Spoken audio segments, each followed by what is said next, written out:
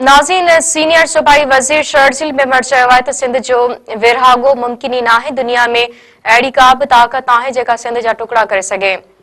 रांची में press conference कंदे शर्जील मेमण चयो आहे त नए सूबे जो शोशो एमक्यूएम जे मोइल सियासतदान में जान विझण जी कोशिश आहे। सिंध को केक नाहे जो विरहायो वञे। मुस्तफ़ा कमाल जा इल्ज़ाम बेबुनियाद आहिनि। सीनियर सूबाई वज़ीर वधीक चयो आहे त 27वीं तरमीम में अहिड़ा काफ़ी नुक्ता हुआ जिन खे पीपल्स पार्टी क़बूल न कयो। मीसाक जमहूरियत में आइनी अदालतुनि जे क़याम जो ज़िक्र हो। अदलिया जी आज़ादी जी सभ खां वॾी ज़ामिन पीपल्स पार्टी आहे। ब्रेकिंग न्यूज़ अवां खे ॾियूं पिया। सीनियर सूबाई वज़ीर शर्जील मेमण चयो आहे त सिंध जो विरहाङो मुमकिन ई नाहे। दुनिया में अहिड़ी का बि ताक़त नाहे जेका सिंध जा टुकड़ा करे सघे। रांची में प्रेस कॉन्फ्रेंस कंदे शर्जील मेमण चयो आहे त नए सूबे जो शोशो एमक्यूएम जे मोइल सियासत में जान विझण जी कोशिश आहे। सिंध को केक नाहे जो विरहायो वञे। मुस्तफ़ा कमाल जा इल्ज़ाम बेबुनियाद आहिनि।